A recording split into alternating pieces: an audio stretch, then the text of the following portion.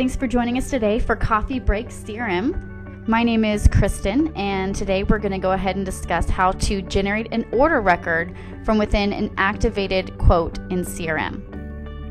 As you can see, I'm currently inside of my quote record, and it's activated. All the fields are read-only. I can't make any changes to them without choosing to make a revision. Note that you can only create an order from within an activated quote. You can't do this from within a draft form. You have to activate it before you generate the order.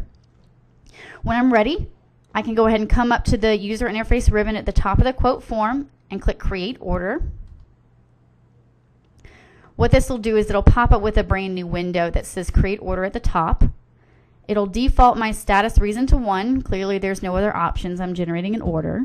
And it'll also default the date 1 to the current date. If there's a discrepancy, feel free to go ahead and choose a different date. You can always leave it as the default. You have a description box for any additional information that you want. You may have some best practices inside of your company about where to store additional notes and such. You can do that from the notes section of the quote record itself or the notes section from within the order. You can also create an associated activity record if you need to store some additional information. This particular location may not be the most ideal, but then again, it's always up to your company about where you want to store the information.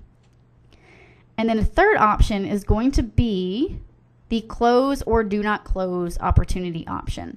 So if you are using the opportunity functionality, I would always recommend choosing to automatically close the opportunity once this order is generated. This will let you go ahead and pull through either a noted actual revenue if you want to type it in yourself, or if you're using the products functionality and you have inventory associated inside of your system, I would always recommend calculating that particular actual revenue from the quote. This will go ahead and pull through the total amount from the quote record, and that is going to be generated based upon the number of products and the price of the products associated to the quote record.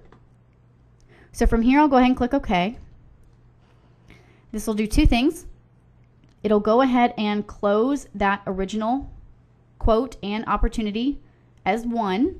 So now my opportunity is closed inside the system without me even having to go back to it. And it's generated an order form for me inside of the system. So I now have an order created in association to this particular customer from that opportunity from the quote. If I also have source campaign information, that's captured and associated as well. So all these particular pieces of information are linked because I'm generating these records from within the user interface ribbon. So this is my order form. As you can see, most of the information pulls over for me, so there's not much that I really need to be entering at this point in time. From here, I'd just be able to go ahead and fulfill the order, create an invoice if I need to. I can cancel it from here. Remember, you can always reactivate orders if you need to. If I make any changes, I can also go ahead and recalculate the order from here as well. But as you can see, most of the information pulled through because I associated the addresses from the quote level. They pull through. If I didn't have the addresses at the quote level, I do have a lookup address option from here, so I can come back into the order and add the addresses if I need to. Also, if there's a change to the address, let's say there's a change to any addresses that are associated here, I can go ahead and look up that address again and pull through the changes. If I want to take a look at all of the associated orders for this particular customer, I can come to the customer field, click on the company 123 hyperlink. It'll open up with the account record itself.